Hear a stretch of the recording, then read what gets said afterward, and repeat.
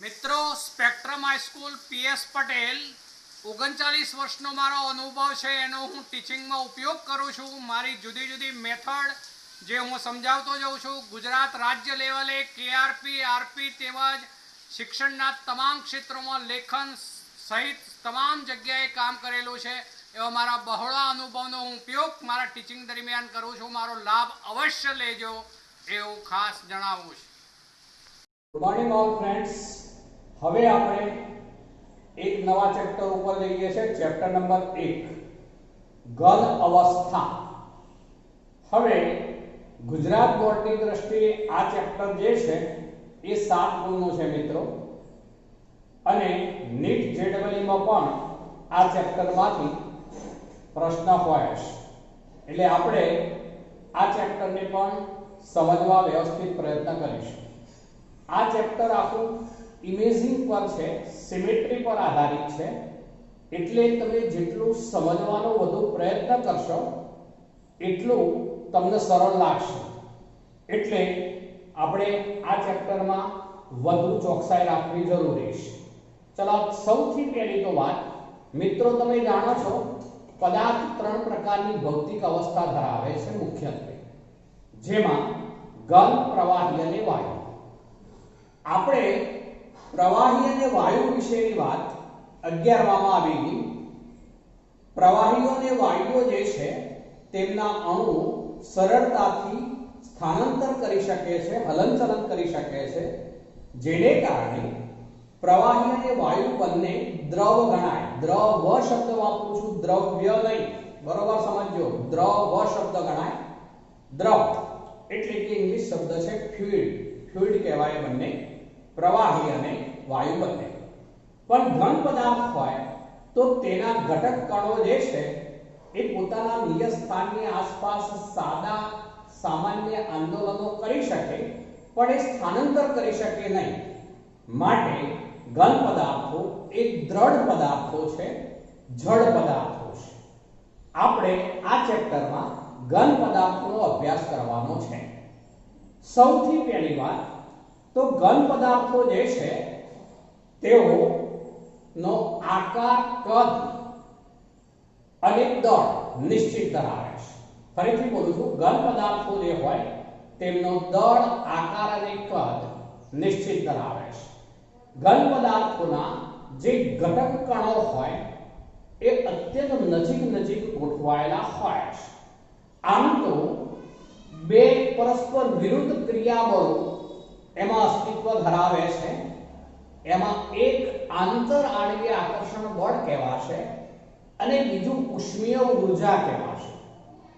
આંતર આણ્વીય આકર્ષણ બળ એ ઘટક કણો જે હોય, ચાહે અણુ, પરમાણુ, આયન ગમે તે સ્વરૂપમાં હોય, પણ ઘટક કણો જે હોય એમને એકબીજાની નજીક ખેંચવાનું કામ કરે, જ્યારે ઉષ્મીય ઊર્જા એ ઘટક કણોને એકબીજાથી દૂર લઈ જવાનું કામ કરે।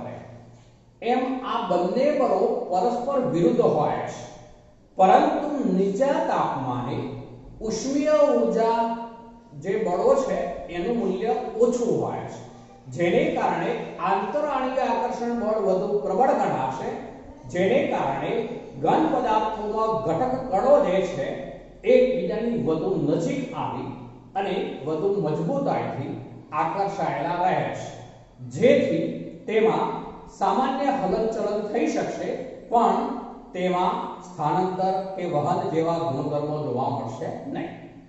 ચલો, તેને કારણે જ તેનું દળ ચોક્કસ છે, આકાર ચોક્કસ છે અને કદ ચોક્કસ હોય છે। બીજું, ઘન પદાર્થોના મોટા ભાગે ગલન બિંદુ ચોક્કસ હોય છે। ઘન પદાર્થો જે છે એમના ગુણધર્મોમાં નિયમિતતા જોવા મળતી હોય છે। હવે ઘન પદાર્થો જે છે એના વર્ગીકરણ ઉપર આવું છું મિત્રો, તો આપણે ઘન પદાર્થોના મુખ્ય 2 પ્રકાર પાડીશું। ઘન પદાર્થ તો એના મુખ્ય 2 પ્રકાર છે। એક કહીશું આપણે સ્ફટિકમય ઘન પદાર્થ, જ્યારે બીજું કહીશું આપણે અસ્ફટિકમય ઘન પદાર્થ। એક છે સ્ફટિકમય ઘન પદાર્થ અને બીજું કહીશું અસ્ફટિકમય ઘન પદાર્થ. હવે મિત્રો સ્ફટિકમય ઘન પદાર્થો એ ખરેખર શું છે?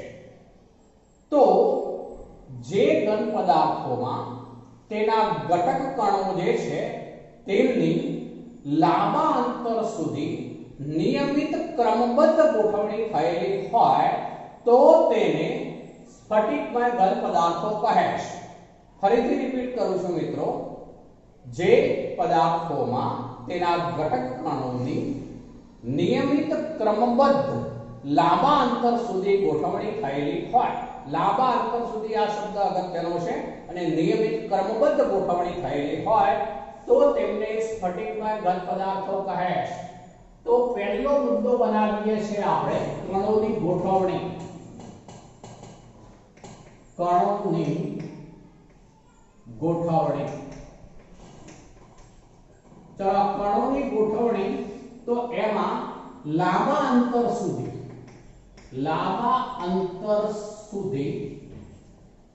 કણોની, કણો એટલે શું મિત્રો? અણુ, પરમાણુ, આયન ગમે તે કણોની લાંબા અંતર સુધી કણોની નિયમિત ક્રમબદ્ધ ગોઠવણી.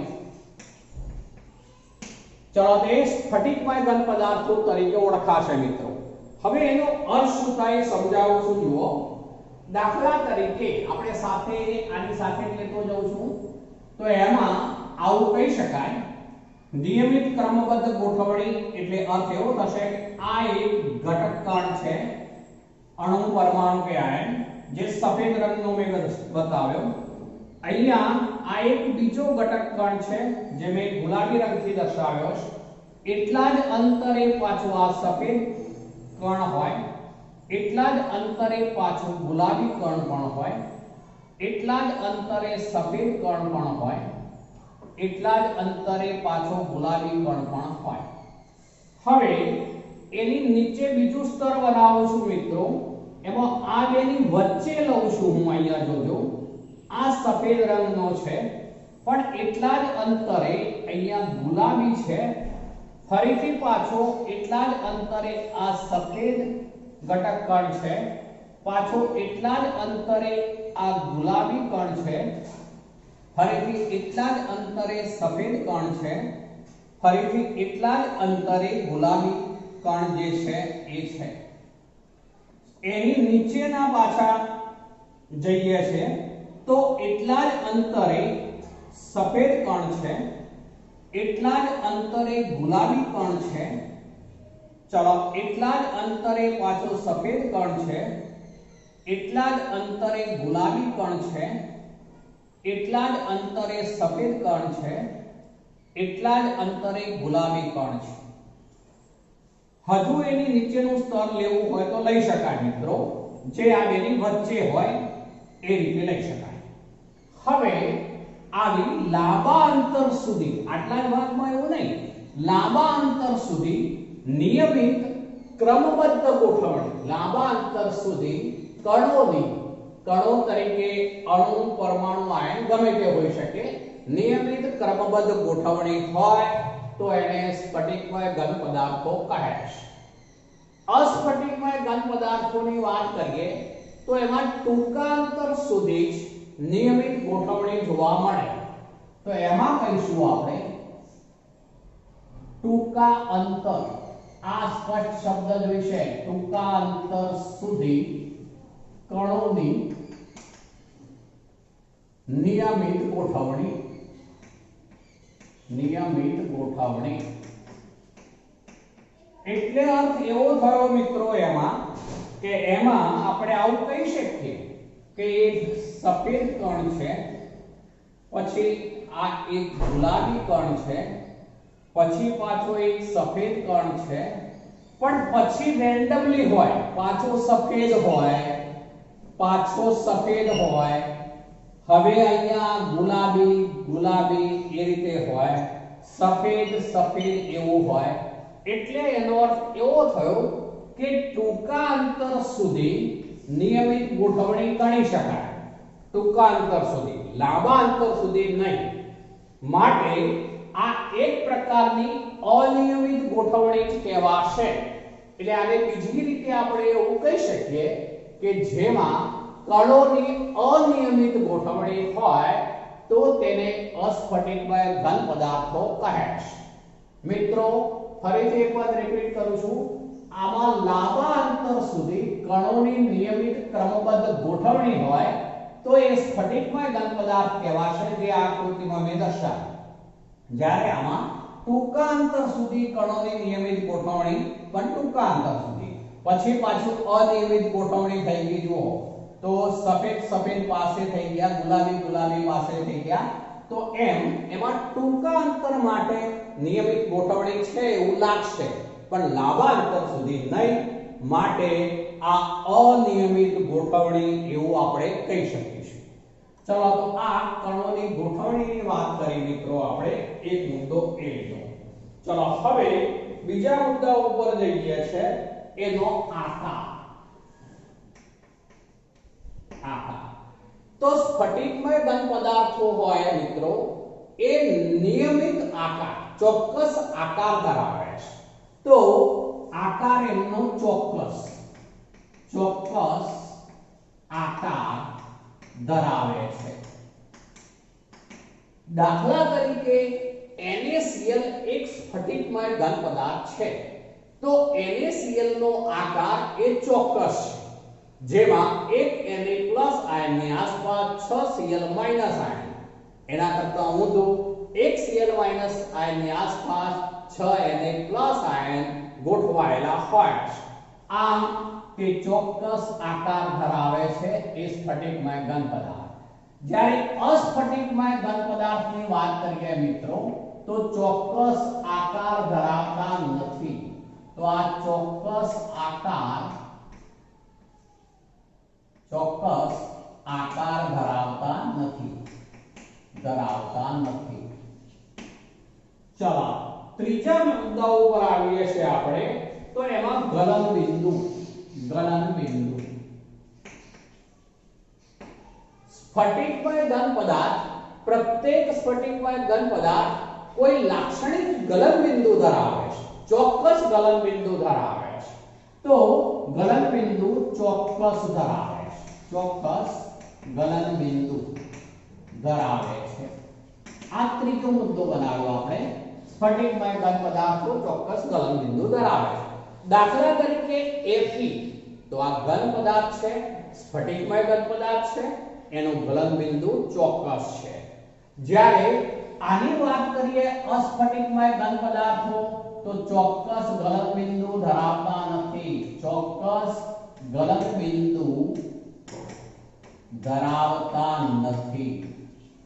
એટલે કે લાંબા ગાળાનું, મોટા ગાળાનું ગલન બિંદુ ધરાવે છે. લાંબા ગાળાનું ગલન બિંદુ ધરાવે છે. લાંબા ગાળાનું ગલન બિંદુ એટલે મિત્રો, હવે ઉદાહરણ લઉં છું. દાખલા તરીકે પ્લાસ્ટિકની કોઈ વસ્તુ છે, તો એ પ્લાસ્ટિકની વસ્તુને આપણે પીગાળવા ટ્રાય કરીશું, તો શરૂઆતની અંદર એ થોડી ઢીલી બનશે અને ત્યાર પછી પીગળશે. એટલે એનું કોઈ ચોક્કસ ગલન બિંદુ હોતું નથી. પ્લાસ્ટિક છે, મોટા ભાગના પોલિમર સંયોજનો હોય છે, એ બધા અસ્ફટિકમય છે. કાચ પણ અસ્ફટિકમય છે. તો એ રીતે રબર પણ અસ્ફટિકમય છે. તો એ કોઈ ચોક્કસ ગલન બિંદુ ધરાવતા નથી, લાંબા ગાળાનું ગલન બિંદુ ધરાવે છે. અર્થ એવો થાય કે પ્લાસ્ટિકની વાત કરીએ તો અમુક તાપમાને એની પીગળવાની શરૂઆત કેટલાક ભાગની થાય, પણ અમુક તાપમાન પછી એ સંપૂર્ણ પીગળી રહે. એટલે કે લાંબુ ગલન બિંદુ હોય, લાંબો ગાળો હોય, એમાં કોઈ ચોક્કસ ગલન બિંદુ હોતું નથી. તો આમ ત્રીજો ગુણધર્મ આપણે લીધો અસ્ફટિકમય ઘન પદાર્થ માટે, તો ચોક્કસ ગલન બિંદુ ધરાવતા નથી. ચલો ત્યારબાદ લઈએ છે ચિરાડ ગુણધર્મ.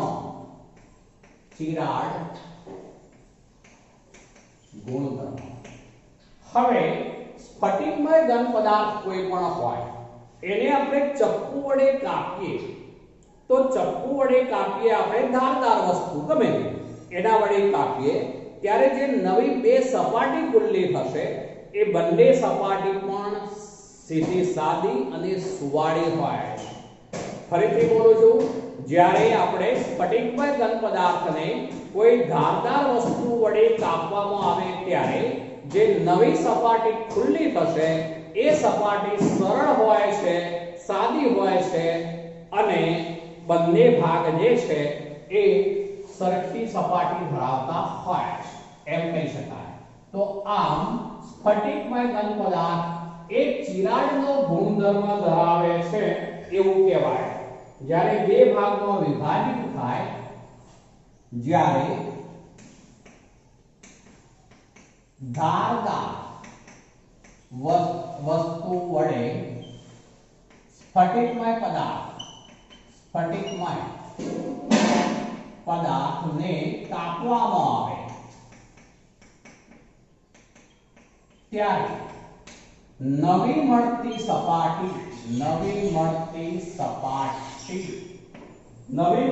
સપાટી જે હોય છે તે સાદી અને સુવાળી હોય છે. સાદી અને સુવાળી હોય છે. ચલો તો આ એક ચોથો ગુણધર્મ થયો મિત્રો. જ્યારે આની વાત કરીએ, અસ્ફટિકમય પદાર્થ છે એને આપણે ધારદાર વસ્તુ વડે કાપવા જઈએ ત્યારે જે બે સપાટી ખુલ્લી થશે એ સપાટીઓ બે ભાગમાં વિભાજિત થશે પણ એ અનિયમિત હોય છે. એટલે અહીંયા સીધું લખી દઉં છું, વિભાજનથી બનતી સપાટીઓ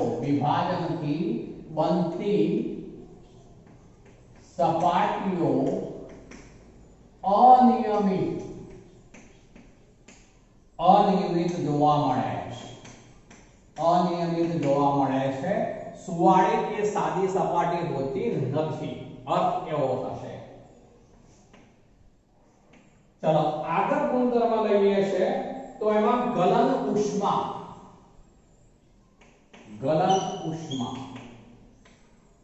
ચલો સ્ફટિકમય ઘન પદાર્થો જે છે એ ચોક્કસ ગલન ઉષ્મા ધરાવે છે. સ્ફટિકમય ઘન પદાર્થો ચોક્કસ ગલન ઉષ્મા ધરાવે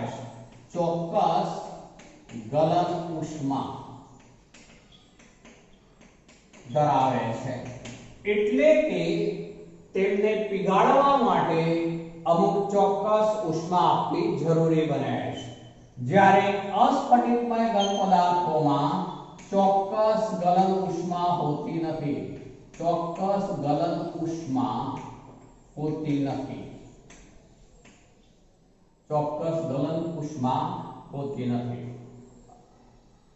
ચોક્કસ ગલન ઉષ્મા જોવા મળતી નથી. આપણે એમ કહીએ ચોક્કસ ગલન ઉષ્મા જોવા મળતી નથી. ચલો આ પાંચમો તફાવત લીધો આપણે મિત્રો. ચલો ત્યારબાદ લઈએ છે તો એમાં વિષમ દૈશિકતા.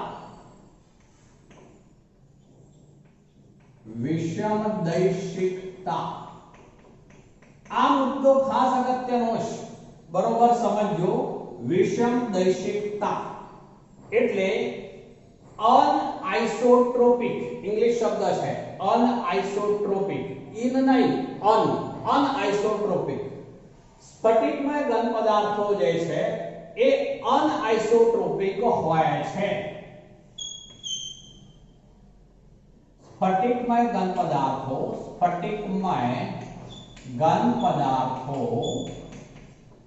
અનઆઇસોટ્રોપિક. આ ઇંગ્લિશ શબ્દ છે મિત્રો. અનઆઇસોટ્રોપિક એટલે વિષમ દૈશિકતા અનઆઇસોટ્રોપિક ગુણધર્મ ધરાવે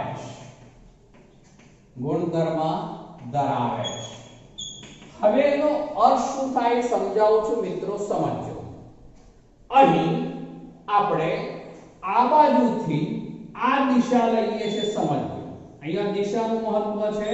હું આ દિશા લઉં છું તો આ દિશામાં આપણે આગળ વધીએ તો એક સફેદ, એક ગુલાબી એક સફેદ એક ગુલાબી, એક સફેદ એક ગુલાબી, એટલે એનો અર્થ એવો થયો એકાંતરે આ ક્રમબદ્ધ ગોઠવણી છે, એકાંતરે ક્રમબદ્ધ ગોઠવણી છે। પણ હવે તેને બદલે હું દિશા બદલું છું। જોજો મિત્રો, દિશા બનાવું છું, આ દિશા, તો આ દિશામાં આપણે લઈએ તો હવે એક સફેદ, પાછો એ સફેદ, પછી ગુલાબી, એટલે સફેદ સફેદ ગુલાબી એવો અર્થ થયો। એ જ રીતે બીજું લઉં છું। જોજો, અહીંથી આપણે આગળ વધીએ, આમ આ આગળ વધીએ છે, તો હવે એમાં શું છે જુઓ, તો ગુલાબી ગુલાબી પછી સફેદ, એટલે કે એમાં એકાંતર જે કણોની ગોઠવણી નથી। બરોબર, જુઓ આ દિશામાં જઈએ છે તો કણોની ગોઠવણી જે છે એકાંતરિક જે છે ક્રમબદ્ધ છે। આ સ્તરમાં પણ એકાંતરિક ક્રમબદ્ધ છે, આ સ્તરમાં પણ એકાંતરિક ક્રમબદ્ધ ગોઠવણી છે। પણ હવે આ દિશાઓને બદલે આપણે દિશા બદલી આ લીધી આપણે, તો હવે આ સફેદ સફેદ ગુલાબી, આ ગુલાબી ગુલાબી પાસે થઈ ગયા, પછી સફેદ, અહીંયા જઈશું તો પાછા સફેદ સફેદ ગુલાબી, ગુલાબી ગુલાબી સફેદ, સફેદ સફેદ ગુલાબી, એટલે કે તેમાં એકાંતર ગોઠવણી જોવા મળતી નથી।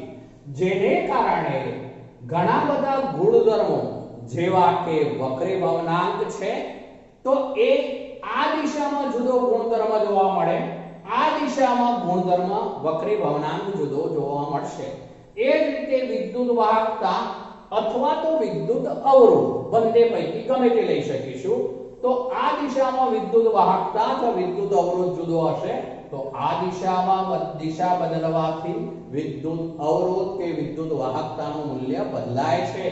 એ જ રીતે ચુંબકીય ગુણધર્મ પણ બદલાય છે, એટલે આવું જે છે એને અનઆઇસોટ્રોપિક ગુણધર્મ કહેવાશે, એટલે કે વિષમદૈશિકતા। વિષમ શબ્દનો અર્થ થાય જુદું જુદું, જેમ જુદી જુદી દિશા બદલવામાં આવે તેમ વક્રી ભવનાંક, વિદ્યુત વાહકતા, વિદ્યુત અવરોધ, ચુંબકીય ગુણધર્મ જેવા ગુણધર્મો બદલાય છે। એટલે કે અહીંયા સાથે જોડીએ છે, એટલે કે દિશા બદલાતા વક્રી ભવનાંક, પછી વિદ્યુત વાહકતા, પછી અવરોધ, વિદ્યુતીય અવરોધ, ચુંબકીય ગુણધર્મ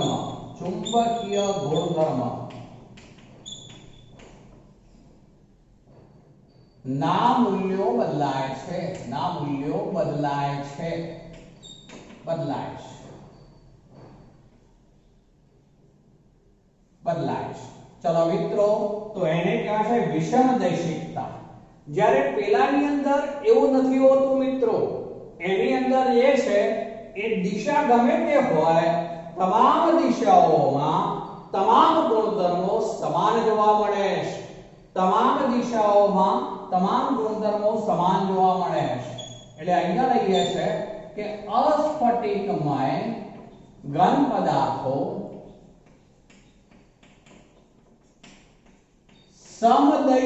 સમદૈશિકતા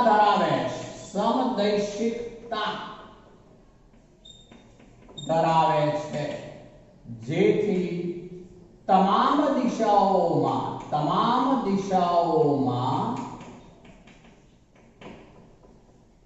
વક્રી ભવનાંક, પછી વિદ્યુત અવરોધ, વિદ્યુત વાહકતા, વિદ્યુત અવરોધ, ચુંબકીય ગુણધર્મ સમાન જોવા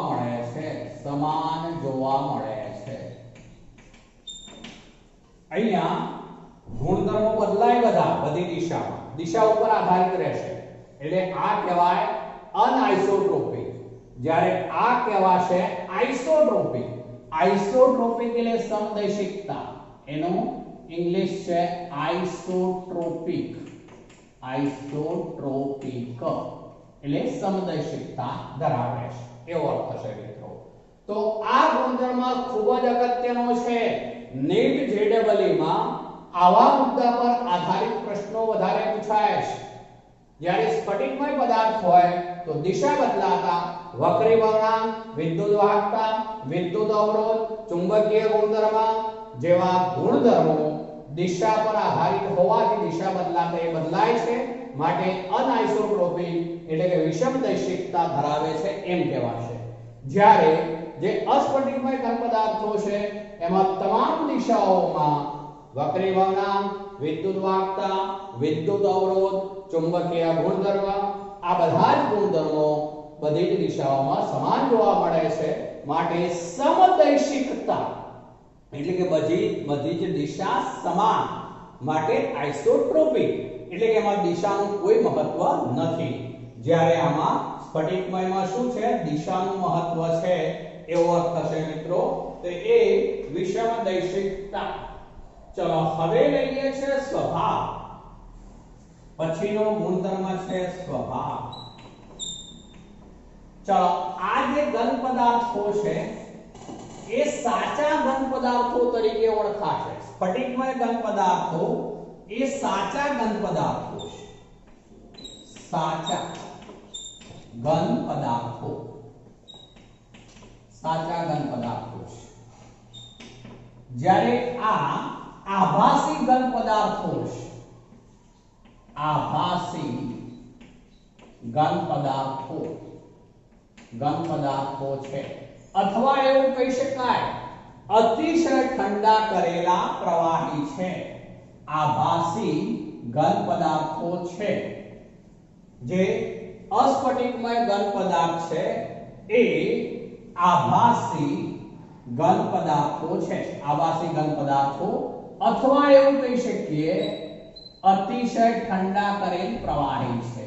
અતિશય ઠંડા કરેલ પ્રવાહી છે.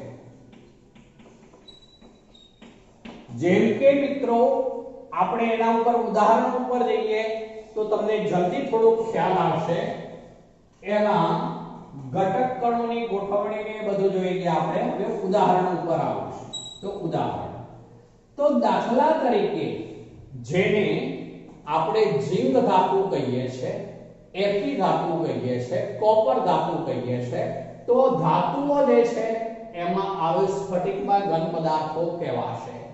એ સિવાય NaCl છે, ZnS છે, CsCl છે, આવા બધા જે પદાર્થો છે એ પણ આવા સ્ફટિકમય ઘન પદાર્થો જ છે. જ્યારે કાચ છે, રબર છે, પ્લાસ્ટિક છે, એ બધા અસ્ફટિકમય ઘન પદાર્થો કહેવાશે. એટલે આપણે ઉદાહરણ પણ હું લખું છું. હવે 8મો મુદ્દો બનાવું છું. તો Fe, Cu, Zn જેવી ધાતુઓ ઉપરાંત NaCl, ZnS, CsCl, CaF2 જેવા આ બધા જ જે છે સ્ફટિકમય ઘન પદાર્થો છે. જ્યારે આમાં ઉદાહરણની વાત કરીએ તો એમાં છે કાચ, બીજું છે રબર, ત્રીજું છે પ્લાસ્ટિક. જે પોલિમર પદાર્થો હોય છે એ બધા આમાં આવશે. આમાં આપણે ક્વાર્ટ્ઝનું ઉદાહરણ પણ લઈ શકીએ. ક્વાર્ટ્ઝ એ SiO2 નું એક સ્વરૂપ છે મિત્રો. ક્વાર્ટ્ઝ પણ જે કાચ છે એ ક્વાર્ટ્ઝને પીગાળવાથી બને છે. તો કાચ જે છે એ અતિશય ઠંડો કરેલો પ્રવાહી છે. ક્વાર્ટ્ઝ જે છે એ SiO2 સિલિકા ક્વાર્ટ્ઝ એનું એક સ્વરૂપ છે. જ્યારે કાચ જે છે જેમાં ક્વાર્ટ્ઝનો ઉપયોગ થયેલો હોય છે એને અતિશય ગરમ કરી અને પછી પીગળેલું પ્રવાહી હોય એ અતિશય ઠંડુ કરેલ પ્રવાહી એ કાચ સ્વરૂપમાં ફેરવાય છે મિત્રો. કાચ સ્વરૂપમાં ફેરવાય છે.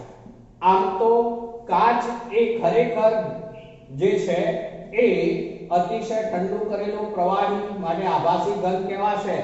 એટલા માટે મિત્રો કે તમે હેરિટેજ બિલ્ડિંગ જોયા હોય તો એમાં જે કાચ લગાવેલા હોય બારીના, તો એમાં કાચમાં જે ઉપરની ભાગનો કાચ હોય એ અને નીચેના ભાગનો કાચ હોય એ બંનેની થિકનેસ તપાસવામાં આવે તો નીચેના ભાગની થિકનેસ વધી ગયેલી માલુમ પડે છે. કેમ મિત્રો? તો એ અતિશય ઠંડા કરેલા પ્રવાહી હોવાને કારણે હેરિટેજ બિલ્ડિંગ જે વર્ષો જૂના હોવાને કારણે એ કાચ ધીમે ધીમે એના ઘટક કણો નીચે આવતા જાય છે. વર્ષોને અંતે નીચેના ભાગમાં જાડાઈ વધી જાય છે, જેથી સફેદ રંગનો કાચ હોવા છતાં નીચેના ભાગમાં કાચ દૂધિયા રંગનો જોવા મળે છે. તો આ એક ઉદાહરણ છે. તો કાચ એ અસ્ફટિકમય ઘન પદાર્થ છે. રબર, પ્લાસ્ટિક, પોલિમર પદાર્થો એ બધા જ અસ્ફટિકમય ઘન પદાર્થો છે. તો મિત્રો આ રીતે ઘન પદાર્થોમાં આપણે બે પ્રકાર પાડ્યા, સ્ફટિકમય ઘન પદાર્થ અને બીજું લીધો અસ્ફટિકમય ઘન પદાર્થ. ફરીથી સમજાવી દઉં છું મિત્રો. સ્ફટિકમય ઘન પદાર્થ મેં પહેલો મુદ્દો લીધો છે કણોની ગોઠવણી. તો એમાં એક લાંબા અંતર સુધી કણોની નિયમિત ક્રમબદ્ધ ગોઠવણી હોય છે. સ્ફટિકમય ઘન પદાર્થમાં નિયમિત ક્રમબદ્ધ ગોઠવણી. જ્યારે અસ્ફટિકમય ઘન પદાર્થની વાત કરીએ તો ટૂંકા અંતર સુધી કણોની નિયમિત ક્રમબદ્ધ ગોઠવણી હોય, પણ શોર્ટ અંતર સુધી જ હોય. ચલો બીજું છે આકાર. તો સ્ફટિકમય ઘન પદાર્થો છે એ ચોક્કસ નિયમિત આકાર ધરાવે છે, જ્યારે અસ્ફટિકમય ઘન પદાર્થો એ ચોક્કસ આકાર ધરાવતા હોતા નથી. તો એ આકારની બાબતમાં મિત્રો આપણે એ બંનેમાં તફાવત એ રીતનો થશે કે ચોક્કસ લાક્ષણિક ભૌમિતિક આકાર ધરાવે, જ્યારે પેલામાં ચોક્કસ ભૌમિતિક આકાર હોતો નથી, એટલે કે અનિયમિત આકાર ધરાવે છે. બીજી રીતે શું કહેવાય? અનિયમિત આકાર ધરાવે છે. ગલનબિંદુ. તો સ્ફટિકમય ઘન પદાર્થો ચોક્કસ ગલનબિંદુ ધરાવે છે. કોઈ પણ સ્ફટિકમય ઘન પદાર્થ હોય, દાખલા તરીકે Fe, તો એ ચોક્કસ ગલનબિંદુ ધરાવે છે. એક સાથે જ સમગ્ર ઘન પદાર્થ પીગળી જાય એટલે એક જ ચોક્કસ ગલનબિંદુ એવો અર્થ થશે મિત્રો. જ્યારે આ જે છે અસ્ફટિકમય ઘન પદાર્થમાં ચોક્કસ ગલનબિંદુ ધરાવતા નથી, તેમાં લાંબા ગાળાનું ગલનબિંદુ ધરાવે છે. એટલે અર્થ એવો થયો મિત્રો કે આપણે પ્લાસ્ટિક છે એને પીગાળવું હોય તો આપણે હીટ આપીશું, ત્યારે શરૂઆતમાં એ નરમ બને છે અને પછી ધીમે ધીમે બધા ભાગ નરમ થતા જાય છે અને છેવટે પીગળે છે. માટે તાપમાનનો ગાળો લાંબો થશે, માટે લાંબા ગાળાનું ગલનબિંદુ ધરાવે છે એમ કહેવાશે. ચલો ચિરાડ ગુણધર્મ.